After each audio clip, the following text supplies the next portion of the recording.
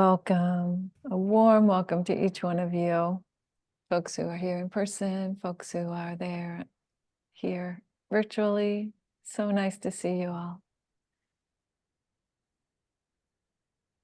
So this is, as you know, our Sunday Sound of Dhamma program. And that means I'll offer about a 10-minute or so guided meditation, and then I'll offer the Dhamma talk, and we'll hopefully have some time for questions or reflections at the end there, and sharing the merits. And a couple of announcements. So it's 2 weeks till the retreat, the August retreat in Atlanta, called Getting the Ball Rolling, about establishing momentum in your practice. That is both virtual and in-person retreat. So if you're interested in doing that, you're more than welcome. You can find it on the calendar. All of the things I'm going to mention, you can find on the calendar at the Dassanaya.org website. And we'll post that to the chat a little bit later. And what else is happening? Autumn Gathering is happening October 5th, which is a wonderful celebration of Sangha and teachings. And this year, my 60th birthday. So that should be hopefully a very joyful gathering for everyone. And yes, so that and many other things happening. So it's always good to see you as often as possible. So with that, I will go ahead and encourage you to settle in for the meditation. Just finding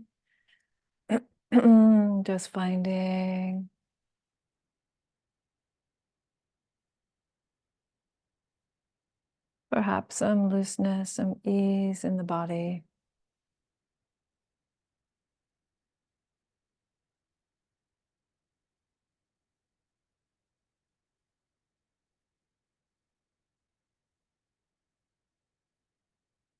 Sensing the weight of the body on your seat.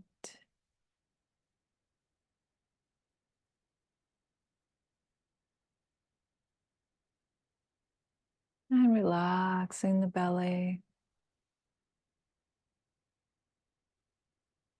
No need to hold on.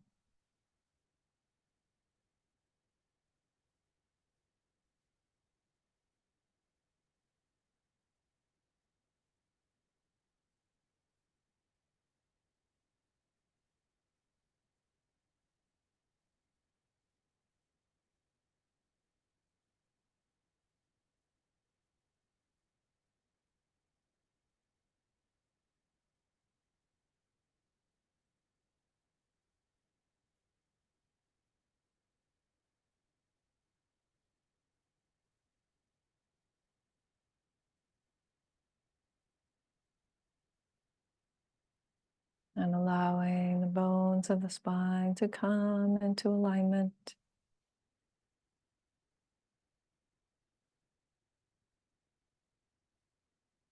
So the muscles can relax and soften and widen.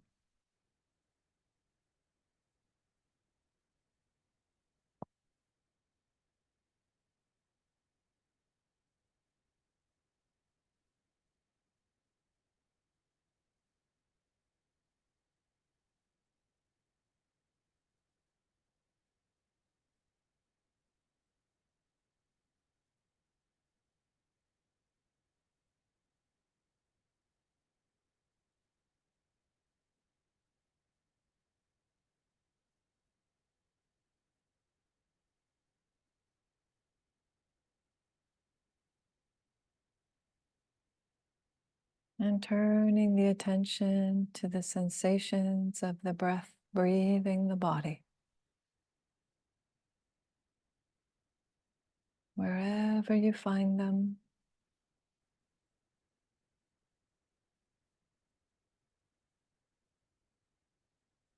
Just resting the mind there.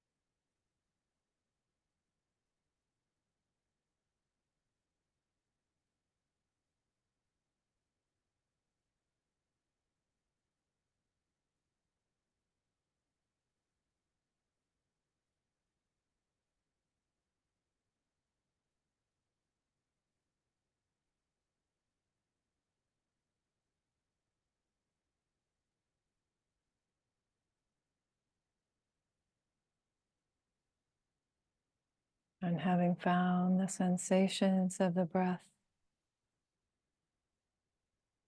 you might also check in to see if there are any pauses between the breaths,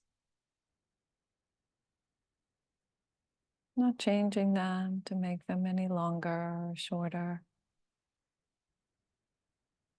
but just resting in those moments of stillness.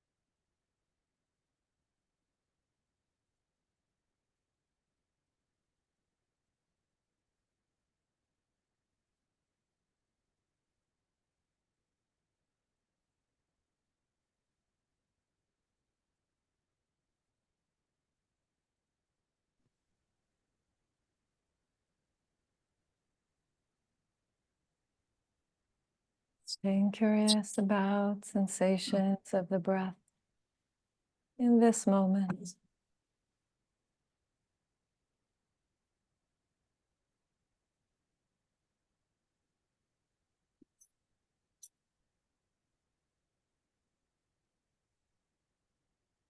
Letting the breath be your whole world just for right now.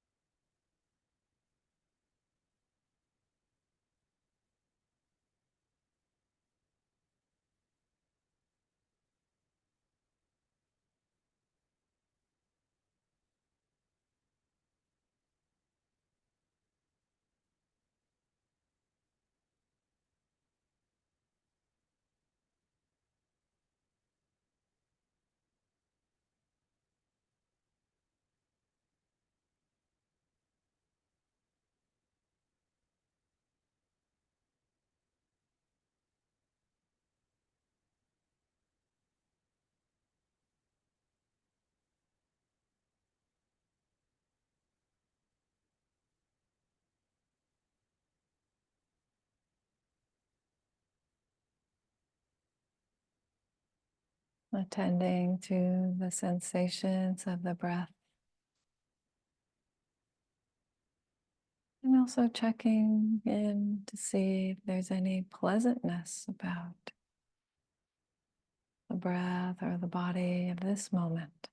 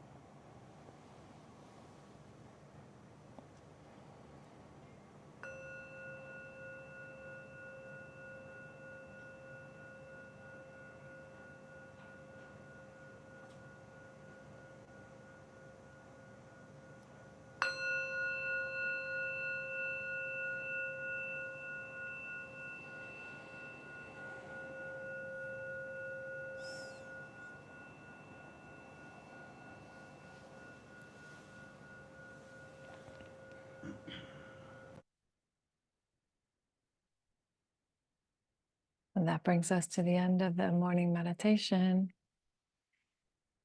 So now move on to the Dhamma talk.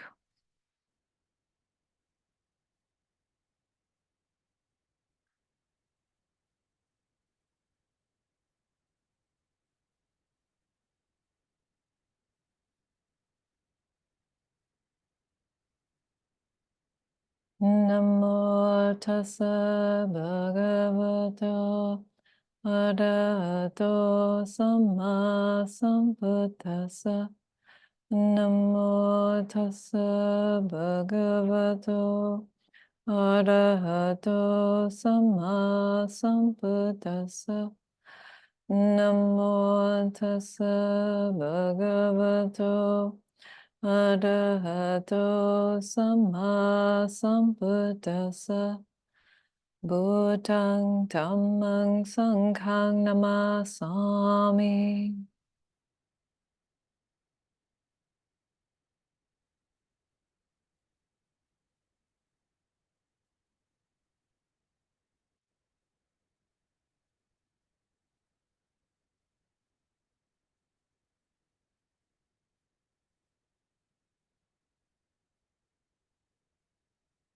Many years ago, when I was recently ordained, it's about probably a year or so after my Zen ordination. So that would have been about 2008. I was living there at the monastery, my teacher's monastery. It's a monastery called Ho Shinji. Means beginner's mind temple. And it's in a remote rural, a fishing village in Japan. And I was there, I was in the same room. So one of the aspects of living in the monastery is that you get assigned to different rooms. You are often asked to change your room, at least in the Japanese style of doing it. So you might only be in the same place for 3 or 6 months at a time. And then you'd be asked to change, and you'd have different roommates, or maybe you'd get lucky and have a room to yourself or something like that. And at this time, I was roommates with the senior nun, Kokyo-san, my good friend, Kokyo-san. And we had this little room off the kitchen because we were both assigned to kitchen duty for this 3-month period of time. And a room like about the size of a walk-in closet, really. And it was nice. It was pleasant. We had a big picture window to look at the back of the monastery. But I was really struggling at that time. I was having a hard time. And Kokyo-san noticed. And she asked me, she said, at one point, we're, just there in our room together, and she said, "Are you okay?"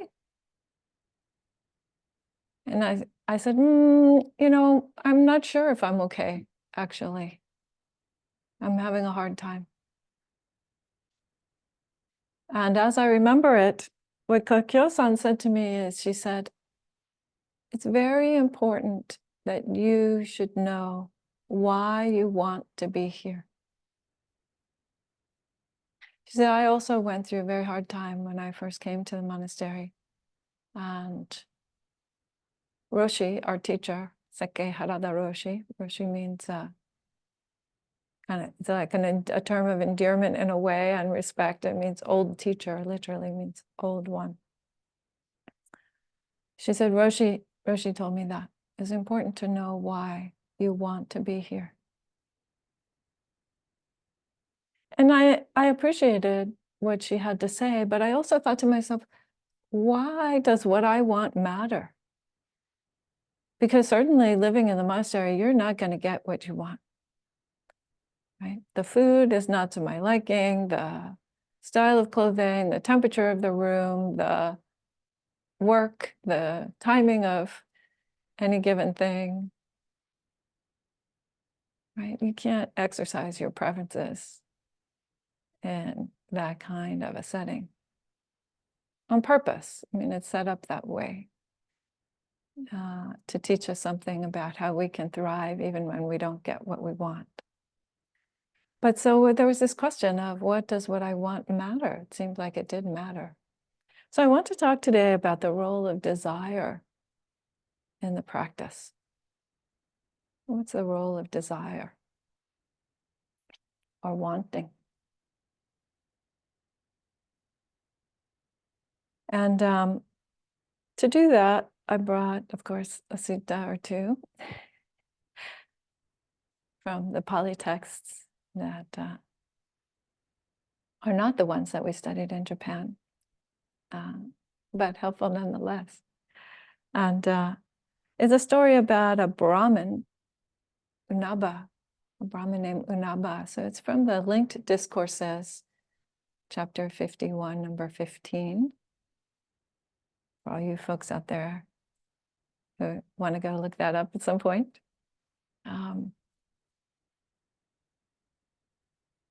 So it's from the chapter of the powers, actually, the Iti chapter of the Linked Discourses, which the Buddha is talking about the powers, the faculties, the abilities that we already bring to practice, that we already inherently have. So keep that in mind as we talk about the sense of desire. So it's this conversation between the Venerable Ananda and this Brahmin named Unaba. And the Venerable Ananda was the Buddha's attendant for many years, for, it said, about 25 years or so. Not the first part of the Buddha's teaching career after his enlightenment, but the end, actually, the second half. And the Venerable Ananda, I really like his questions, because it said that even though he was present for all of those teachings, for decades of teachings, he didn't actually fully awaken until after the Buddha's death. So he was somebody for whom it took a while to sink in. And so he would ask all kinds of really good questions that are helpful to us nowadays, helpful to me in any event. And so he's having this conversation with the Brahmin, and the Brahmin says to him, he just asked him point blank, he says, what is the path? What is the way that your teacher teaches? or he says, actually, for what purpose is the spiritual life lived under Gautama, the ascetic Gautama? So he's referring to the Buddha in a very kind of disrespectful or mundane kind of way. And the Brahmins, we should be clear that the Brahmins were, just to talk very, very simplistically, they were considered to be the upper social class in India at that time. And they were people who inherited, who were born into families of folks who took care of the spiritual lives of others and themselves by means of different ceremonies and different texts and recitations and things like that. And so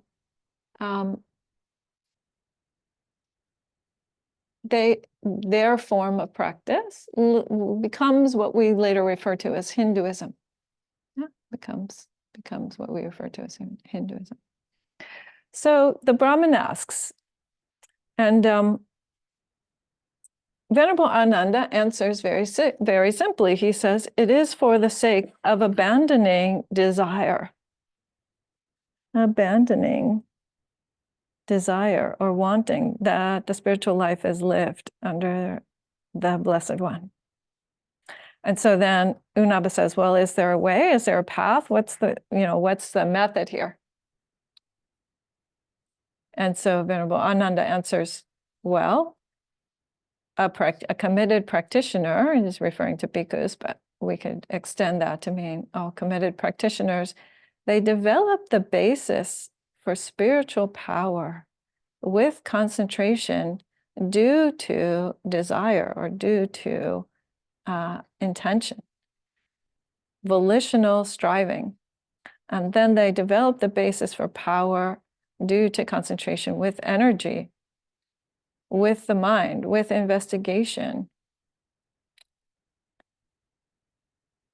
This is the way to abandoning desire. And then the Brahmin sort of challenges him and he says, wait, if your path is about trying to bring an end to desire by means of desire, then there's no end to that. That will not be successful.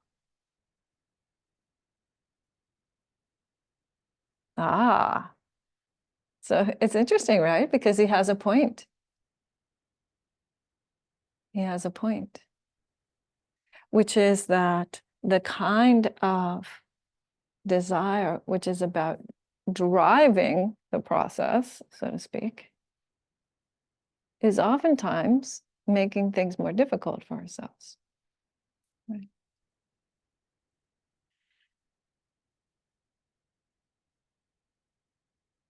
And wanting states to be different than they are is one of the basic formulas for suffering. Right? Buddha taught a lot about that.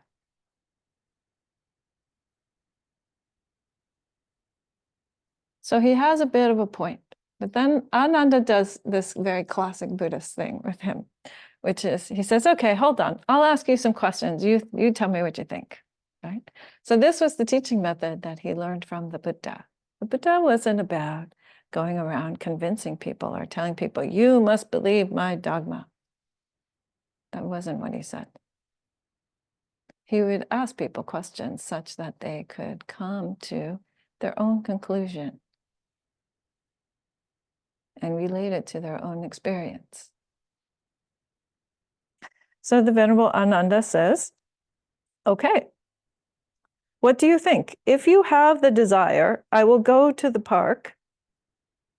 And then when you went to the park, did the corresponding desire subside? And the Brahmin says, well, yes, of course. Right? If you want to go to the park, when you get to the park, then the corresponding desire is done. It's done. There's no more left. It's completed. And did you arouse energy thinking, I will go to the park?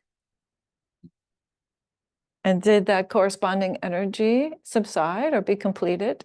Well, yes, of course, right. You have to make an effort. If I want to walk to my park, that's close to my place, to the vihara here, then I have to exert some energy to get there. But then once I get there, I can sit down. I'm done, right?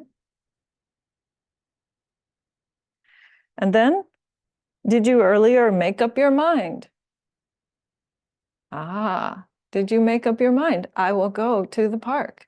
And then when you got to the park, was that volition, was that corresponding resolution done? Well, yeah, sure. You have to make a choice. You make a choice, and you put your action where your mouth is, so to speak, right? You put your feet on that path to the park. And did you make an investigation? How shall I go to the park? Well, yeah, so you figure out how to get there. Then when you get to the park, then you're done with your investigation, right? You're there. Once the Google Maps gets you to the park, then you don't need to investigate any further about how to get to the park. Yeah. So he says, it is exactly like this. The spiritual life is exactly like this. Yeah. So we need to apply ourselves with intention and with clarity in order to realize the path. And what's interesting about this is that if you think about also very clearly what Venerable Ananda has said, it's that your intention matters. Yeah?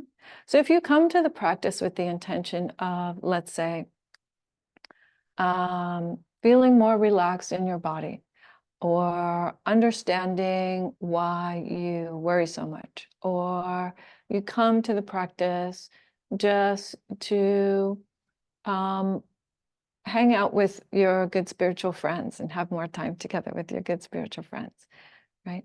Or you come to the practice because you're thinking about it and you really like this philosophy and it's interesting to you. So there can be many, many different motivations for coming to the practice. And all of those are perfectly good and well and fine. And may your wholesome motivations be completely fulfilled, of course. And we need to recognize, though, that any motivation short of the complete relief of suffering will just be replaced by another desire, right? Unless your motivation is the complete ending of desire, then you will always be subject to another one. The next one pops up, right? And we can use that to our benefit on the path, actually. Maybe you say, I want to get better at concentration, and you get better at concentration. And then you use that concentrated mind to experience some insight, to actually investigate in a way that you couldn't before, right? Something akin to like seeing something new on the way to the park. But ultimately, that complete resolution of the path, that realization of the path, right, is the only way to the full completion of the desire, just as the Brahman was pointing to. Right?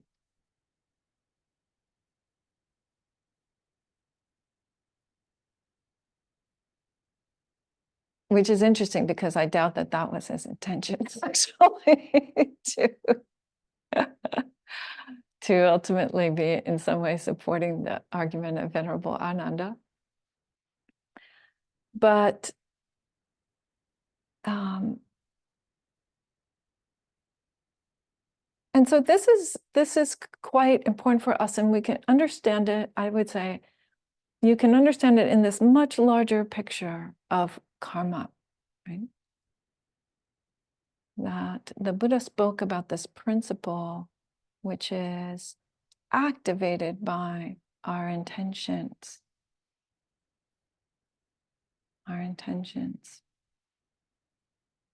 So you need to pair the desire also with some kind of wholesome action. And with an intention that has this understanding that step by step may be necessary and helpful. But ultimate realization is where that comes to its natural resolution.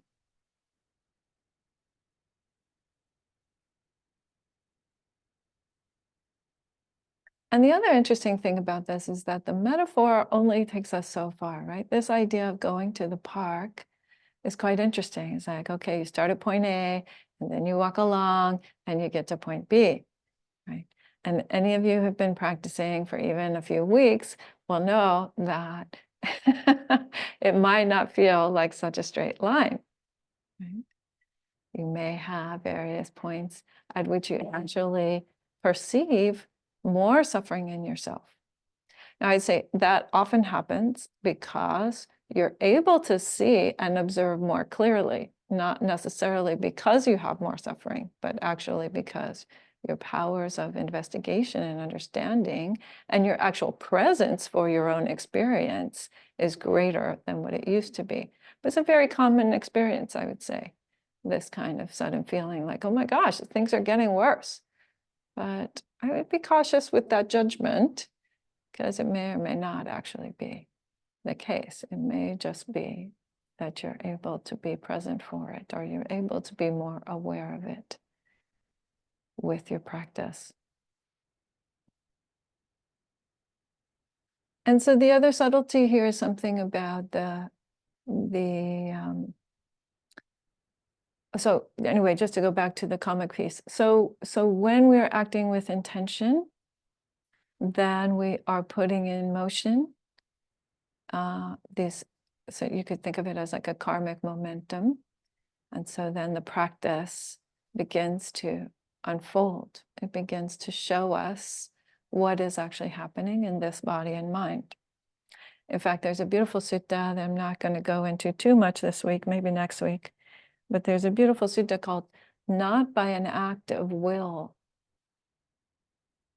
And the Buddha speaks about how the practice naturally unfolds from the point of living an ethical life and having joy and appreciation for your ethical life, and letting that inform your path so that joy can, other kinds of joy can arise. He actually talks about 4 different kinds of joy in this one sutta. Discourse number 11.2, or also at 11.1 is the same one, but looked at in reverse. In any event, how your practice can unfold naturally because step by step we put in these conditions, like making good choices in your life, making choices that lead to clarity, practicing meditation such that you can investigate what's happening, right, etc. We put in all these various conditions, and those conditions, together with the natural, you could say, the dharmic way that this body and mind actually work, it works together, and it begins to create some momentum, begins to create this more, you could say, more effort toward, more natural effort toward the conclusion of the path. Because it starts to become clear how it actually works. In fact, the reason why that sutta is one of my favorites is because I had been on my first ever solitary retreat. And I came out of that retreat, and somebody showed me, Ayahimsa actually showed me this sutta, because I had been looking for something else, and she thought that this was it. But I'd never seen this one before. And literally, those first 4 or 5 or 6 steps of that sutta was exactly what I had written in my journal about the solitary retreat. So you also begin to see how the frameworks or the different insights that are described in the suttas are actually true about your own life or your own experience of the path. And that can then motivate you to continue on. So there are many good, you could say many good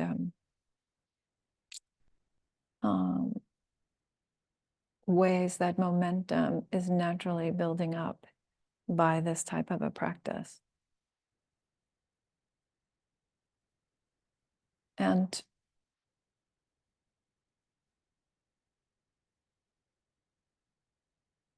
that naturalness of it, however, is very important also, because it's a pointer not by making an act of will, as the Buddha says.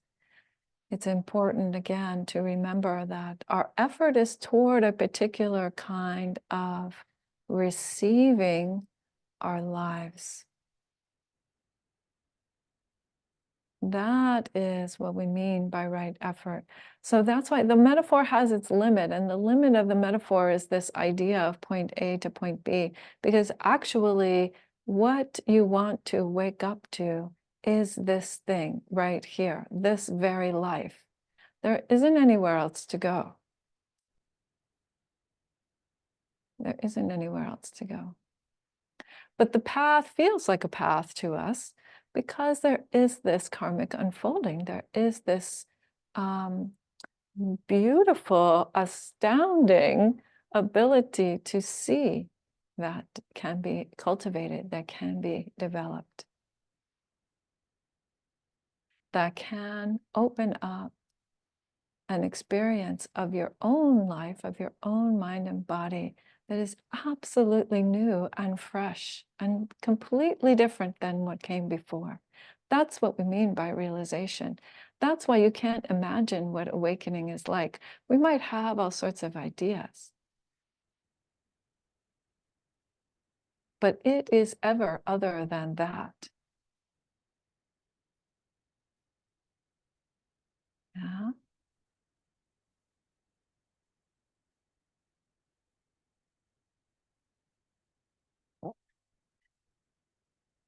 So desire has its role. So Kokyo-san was right that it's important to understand, and Roshi, of course, was right. Yeah, that it's important to understand why we want to be here, why each one of you showed up today. And to really put your intention and your energy to work for you all the time, each day.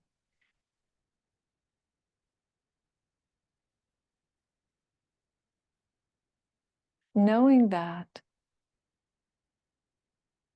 because the Dhamma works together with the way that we are, then it will do its work on us. We think we're driving the bus, but the Dhamma is doing its work on us. And to the extent that we are willing to let that be true, that we are adding our part, but we're also transformed by it, then I would say that momentum builds even faster. It becomes even more clear. And in a funny way, this suggestion is working with our self-interest. The Buddha was brilliant in the way he talks about practice, because it's actually working with our self-interest. It's saying, look at what's happening here, right?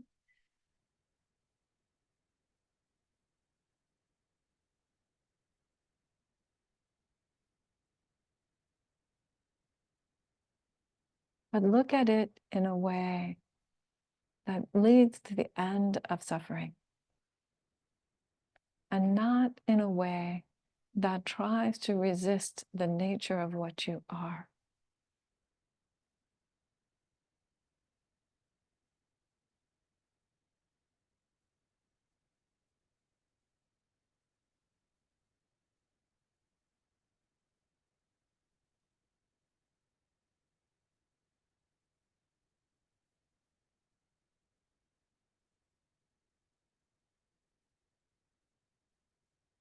So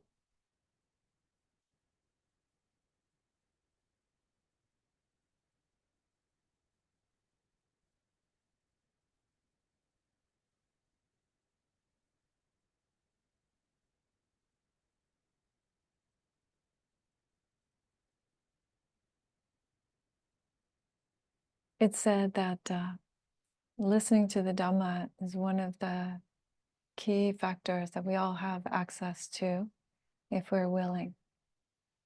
And that factor can be a big help. So Venerable Unaba, let's see what he says at the end of this sutta after he's heard the Dhamma. He says, such being the case, the situation is terminable and not interminable. The situation can end, can be resolved. It is not unending. Magnificent, Master Ananda, Venerable Ananda. From today, let Venerable Ananda remember me as a lay follower who has gone for refuge for life. So Unaba becomes someone who, by being willing to ask the tough questions and stay and listen for the answers, finds his own way to the path. Because he wouldn't ask these questions, right, about desire if he didn't have that desire himself. He understands desire in some way. Yeah? So I encourage you all to really think about the way in which your intention matters. And what you do in fulfillment of that intention, the wholesome activities that you do in fulfillment of that intention will certainly lead you along the path of coming home right here to knowing this life in a completely beautiful and new way.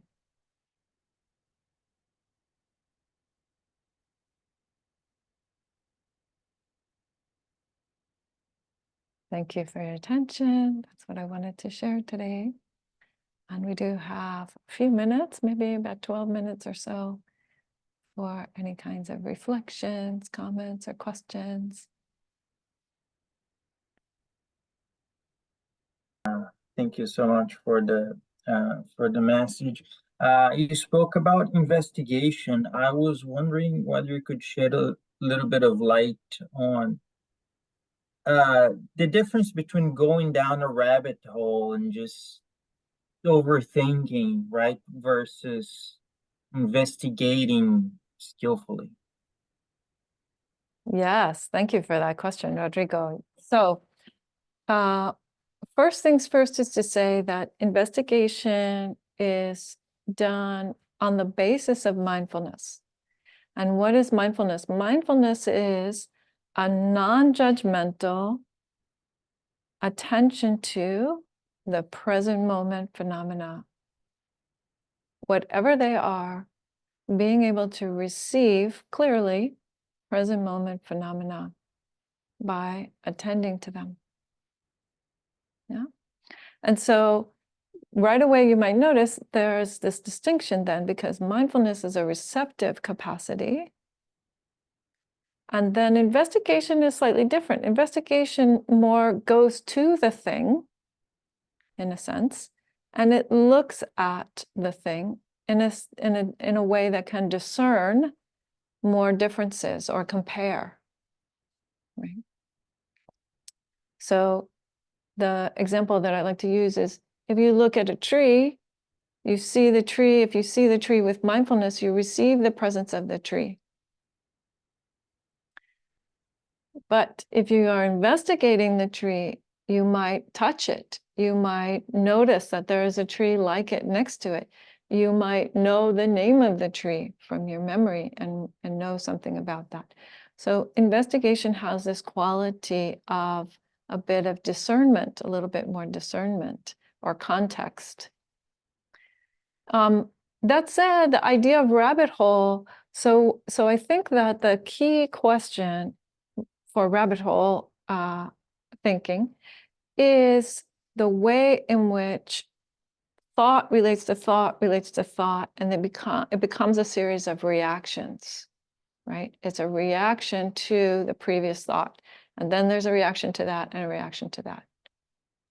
So for example, if you see poison ivy on the tree, right, then, and you are somebody who is reactive to poison ivy, so you might think, oh, I don't want to touch that because I don't want to get poison ivy. I don't want to get a rash. But and maybe that brings up some fear, let's say, yeah, because you have an aversion to having that rash. It's been painful, it's been uncomfortable in the past. But anything beyond that, then if you have a reaction like, that's my neighbor's tree and they should cut the dang poison ivy off the tree, right? Then you've gotten into this kind of a cycle where the mind, thoughts are reacting to thoughts. And if we let that go on for a long time, that's how it gets spun out. That's like literal spinning out in the mind, right? So I would say the key to an investigation that doesn't go in that direction is to keep coming back to the bodily experience. Okay, and then what's here now? And then what's here now, right? And really to try to limit that reactions to your reactions. So another example would be like if you have the fear about the poison ivy, maybe then you start to, spin out about,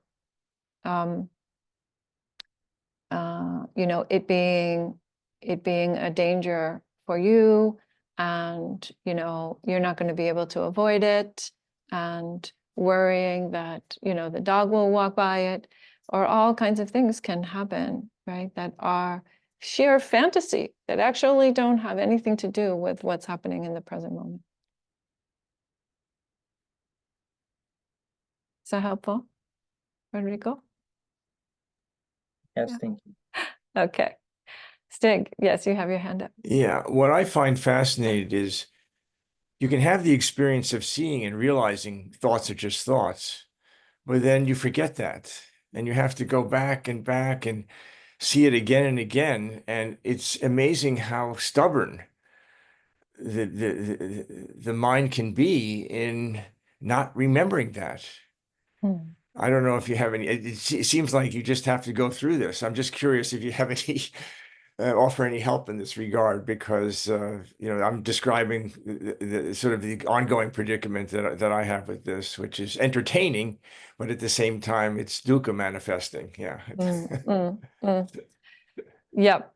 So I would say, if you are saying thoughts are just thoughts as a means of aversion, then there's going to be some built-in energy in there, right? There's going to be some more spinning that's going to happen around that, because push leads to shove, right, so to speak. If you try to push away thought, the mind doesn't do well with that. The mind actually typically does not do well with us trying to oppress thought or push away thought or suppress things. They come out in some other way, or they come out in the body in harmful ways, right? So if there's some aversion there, that's one thing to be careful about when you're saying thought is just thought. And the other thing I would add, Stig, is if you have fully received the thought, then it may not come back. If it's coming back, it may be that there's something that hasn't been fully received yet. Yeah. But once it's fully received, and you can say to yourself, okay, I've received that thought, I understand, I heard myself say da-da-da-da-da thing, and I've accepted that, I've acknowledged that that's what happened, then you may find that you have more choice, or that it just simply is done. Now, mind you that for thoughts that are very recurring, or sort of thought patterns that are repetitive or ongoing, the Buddha gave this sutta, Majjhima Nikaya 20, Middle Length Discourse number 20, in which he gives 5 ways of dealing with harmful or difficult recurring thoughts. And let's see if I can remember the 5 off the top of my head, because I don't have my Majjhima right in front of me. But the first way is you turn to something wholesome instead of the unwholesome. If you're having unwholesome thoughts or you're having something that's harmful, you notice that and you avert the mind to something that's more wholesome. And again, I would say you have to be careful with that practice, because you have to first accept the thing before you decide to leave it. Otherwise, again, it's a pushing away or an ignoring or a not being willing to receive what's here. Yeah. So there's that.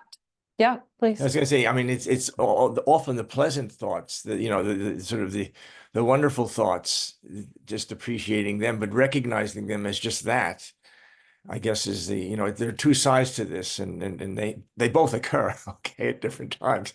Mm-hmm. But yeah, so I just So love clinging, clinging, yeah, clinging sure. to present, Clinging, to pleasant thoughts. Yeah. Yeah. Yeah. Yeah.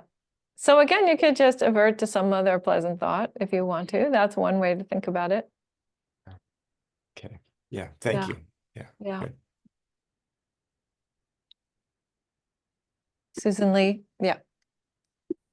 Did you? Okay, there you go. I am, I've heard it said that Buddhism is the poor person's therapy.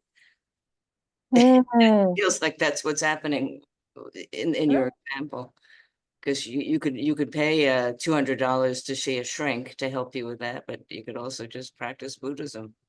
Mm-hmm. Well, I would say you don't have to be poor to practice Buddhism. That's one thing. But also, yeah. So the Dhamma will show you more skillful ways of working with your mind. Right. And but that's not the ultimate. I mean, again, we should be clear that that is a sort of intermediate effect. That's a nice symptom of practice sometimes, but it's not the goal of practice, actually. Right. Yeah. But it's a nice byproduct. It's definitely a nice byproduct to have a healthier, happier mind, for sure. I say that speaking as a therapist. Yeah, lovely. Okay, so I think we've come to the end here. Dana, would you like to make the weekly announcement? Yes. The practice of giving and receiving has been a part of Buddhism since its inception. Giving to Dassanaya Buddhist Community supports our guiding teacher, Dhammadipa, the physical location at the vihara, and allows us to continue to offer Buddhist teachings in support of the awakening of all beings. Visit our donate and giving pages to offer financial, material, or volunteer supports. In addition, about once a month, we email meditation class and retreat schedules, so you can also sign up for the newsletter on the website. Thanks for being here today. Yes, thank you, Dana. Thanks to everyone who's supporting the vihara in all sorts of ways. Financial, material, with service, with your practice and your kindness. And yes, may all our practice be a cause for the awakening of all beings, that they might be free from mental and physical suffering, that they and we might realize true liberation by the power of the Buddhas, the Dhamma, and the Sangha. And all beings be free.